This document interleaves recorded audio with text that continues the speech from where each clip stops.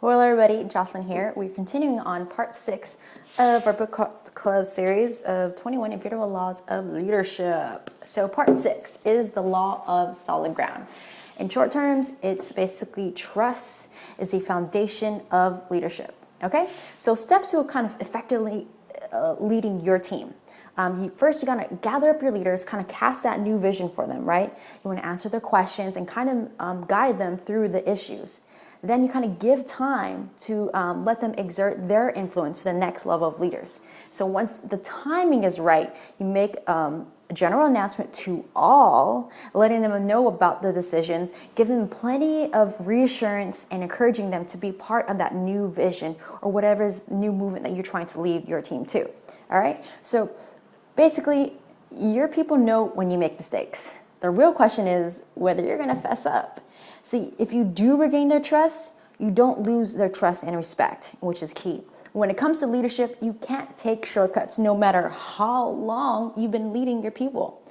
See, a leader's history of success and failures makes a big difference to his credibility. It's kind of like earning and spending pocket change, right? So every time you make a good leadership decision, it puts change in your pocket. Each time that you make a poor one, you're gonna have to pay out to some of your change to the people, right? So each leader has a certain amount of change in his pocket or whatever, right? When they start out in a new leadership position, you're either gonna build up or pay out. Your choice, all right? There may come a point where you realize, damn, I got no more change. And if it comes to that point, sorry to say, but you could be actually out as a leader. So be wise as a leader of the decisions you make, all right? A leader who keeps making good decisions and keep records of wins for his organization builds up his change, all right? So to build trust as a leader, you must amplify these qualities. Competence is one, connection, and character. People will forgive occasional mistakes based on ability, especially if they can see that you're growing as a leader. But they won't trust someone who slips in their character.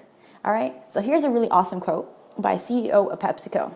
Sounds for minds. Okay. So people will tolerate honest mistakes, but if you violate their trust, you will find it very difficult to ever regain their confidence. That's one reason why you need to treat trust as your most precious asset. You may fool your boss, but you're never going to fool your colleagues or subordinates. So think about that one. Character and leadership credibility go hand in hand. Character makes trust possible, and trust makes leadership possible. See, character communicates many things to followers. One, consistency. Leaders without inner strength can't be counted on day after day because of their inability to perform changes consistently, all right? You can't get too much done in life if you only work on the days you feel good. Ouch, right? Think about that one. So if people don't know what to expect from you as a leader, at some point, they won't want to follow you in and for your leadership at all. So 2, potential. No man can climb out beyond the limitations of his own character, right? You don't build trust by talking about it. You build it by achieving results, always with integrity and in a manner that shows real personal regard for the people whom you work with, right? So when a leader's character is strong, people trust him and they trust his ability to release their potential.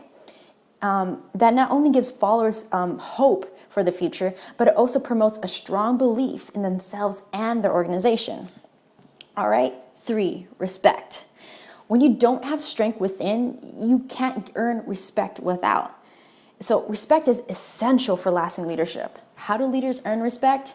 3 things. Making solid decisions, admitting their mistakes, and 3 is putting what's best for their followers and their organizations ahead of their personal agendas. All right. So a good leader's character builds trust among his followers. But when a leader breaks trust, he forfeits his ability to lead. So first and foremost, first trust, then respect. Whether a leader breaks the law of the solid ground, he pays a price for his leadership. So no leader can break trust with his people and expect to keep influencing them, right? It doesn't make sense. So trust is the foundation of leadership. So if you violate the law of solid ground, you might be through as a leader. All right, guys, that's it for part 6. I'll see you in part 7.